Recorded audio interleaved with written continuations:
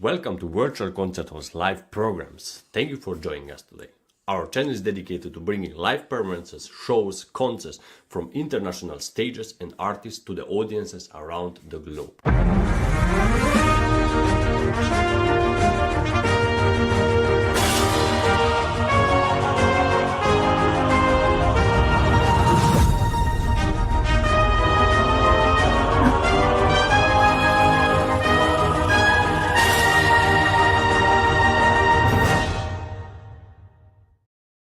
Hello everyone, I'm Cristian Poladi and I will be your host for today's global musical expedition. Buckle up because we are about to embark on an incredible journey to discover the amazing musical landscape of the world. Our filming crew is all set and we are ready to explore and share the incredible music we find.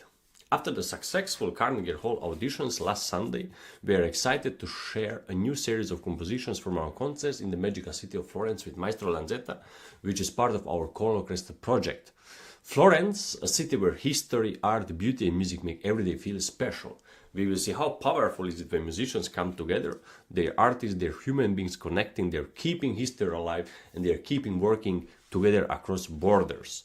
This concert is part of our colOrchestra project, season 2024-25, and in December we held our latest auditions with many talented musicians worldwide. Over 4 days, the auditioning for prestigious orchestras, including the Bohuslav Philharmonic, Fiorentina Camerata, Cairo Opera Orchestra, Paducah Symphony Orchestra, colOrchestra Foundation from Belgrade, Philippine Philharmonic Orchestra, Batman Symphony Orchestra, Slovak Sinfonietta, Royal Philharmonic Orchestra from London, and others. The colOrchestra auditions are organized by Artist Venture, Sand Expressivo, and Virtual Concert Halls in collaboration with many organizations worldwide. This special audition is for musicians of all ages who can perform as soloists during the 2025-26 or 27 concert season. If you are chosen, you'll get to perform solo with the professional orchestras worldwide.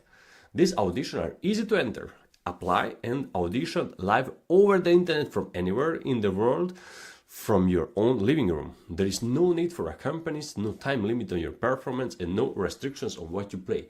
We just want to see your best. This is a truly unique opportunity, especially for young musicians eager to experience playing with a professional orchestra for the first time.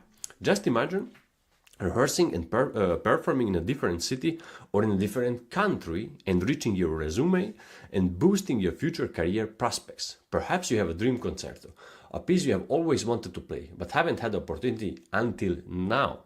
This could be your moment. Plus, you'll have an incredible opportunity to travel with your music, exploring destinations like Thailand, Egypt, Italy, and both coasts of the United States. And not only are all instrumentalists welcome, but composers can also submit their music to be performed.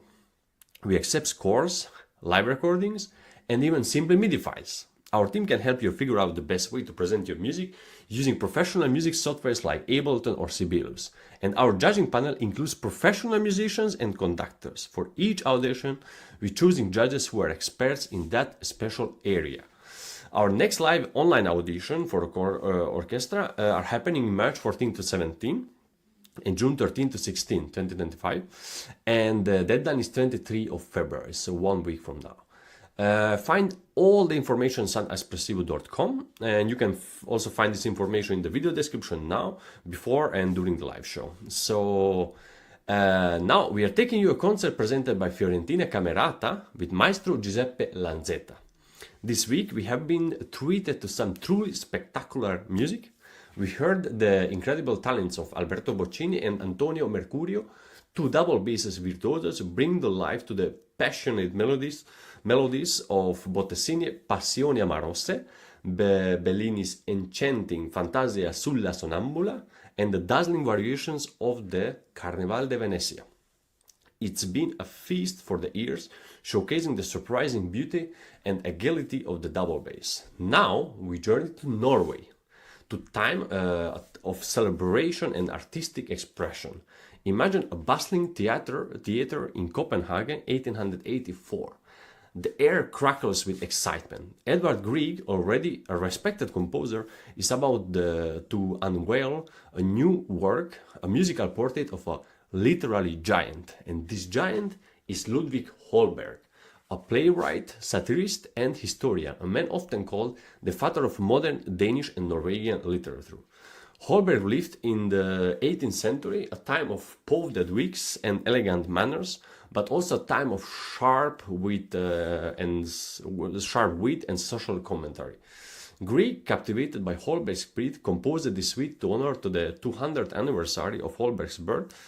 It's not a grand, dramatic symphony, but rather a charming and elegant collection of 5 movements. Think of it, a musical stroll through Holberg's world. We hear echoes of the Baroque era, the time Holberg himself lived in. There are graceful dances, playful melodies, and moments of the quiet reflection. It's music that's both light-hearted and deeply felt, capturing the essence of Holberg's lively and insightful personality. Grieg himself conducted the premiere, and the suite quickly became a beloved part of his repertoire.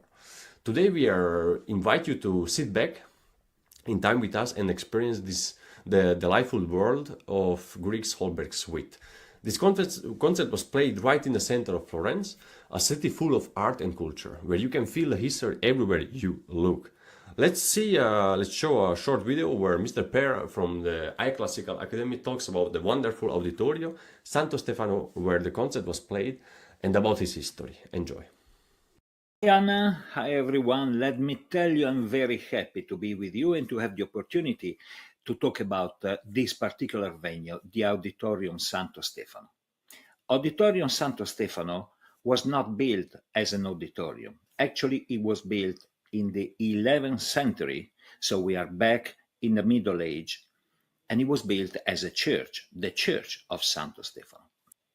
We can see this church now in the modern times as it looks from outside, but it was much more refined with a particular architecture outside and with a particular architecture inside.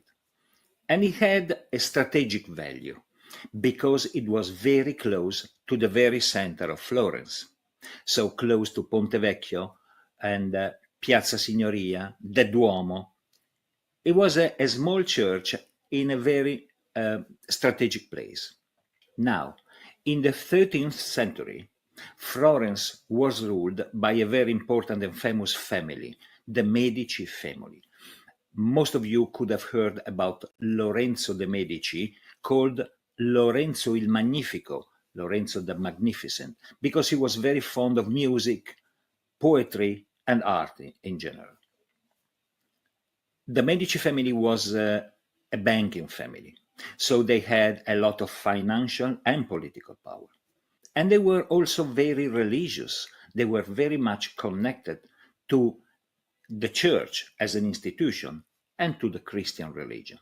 So they wanted to attend to the Mass.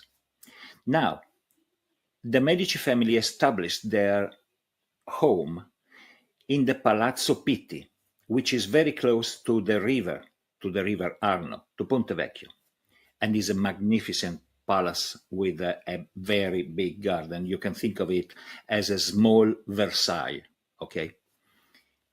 From Palazzo Pitti through Ponte Vecchio, it was very easy to reach this church.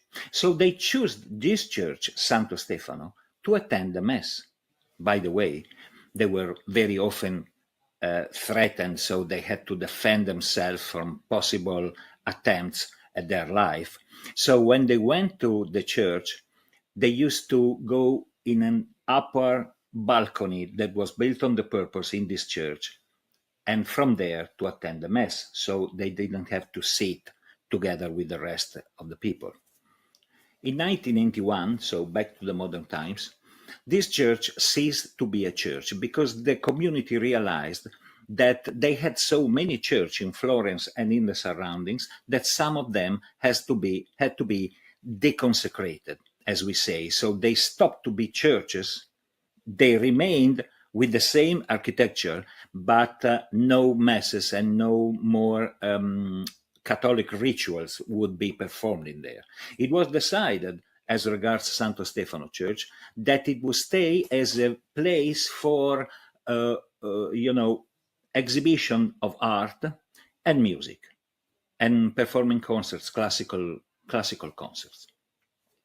Now, the acoustic in this place is very, very particular because it was a church. We all know that in a church, every counted instruments would sound in a very special way, right?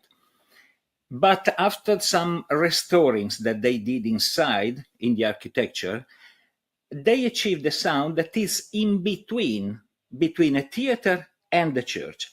And this makes this sound very, very particular.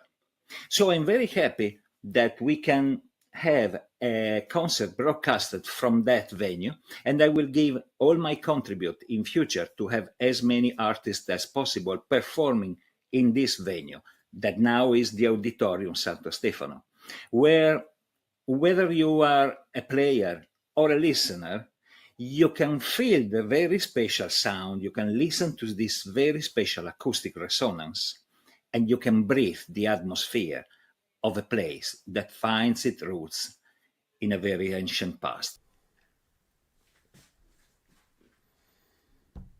Ladies and gentlemen, the anticipation is building, the lights are dimming, and the hush falls over the hall. We are about to embark on a musical journey to 18th century Norway, a world brought to life by the genius of Edvard Grieg. Get ready to be enchanted by the delightful melodies and charming elegance of the Holbers suite. Today, the Fiorentina Camerata, under the expert direction of Giuseppe Lanzetta, will transport us to this world of wit and grace. Sit back, relax, and let the music begin. Enjoy.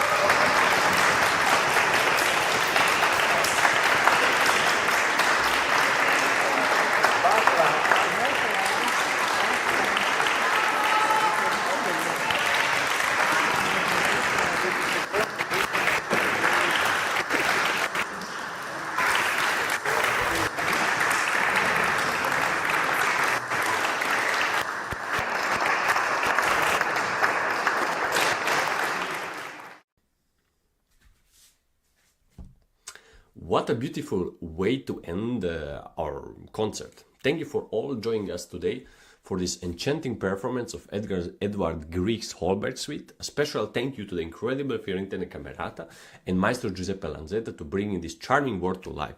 This was a final piece of our program here in Florence, and over the next few weeks we will be sharing spotlights on some of the remarkable artists who have graced our stage, from those who have performed at the Carnegie Hall to those who have recorded CDs and contributed to our exciting colOrchestra project.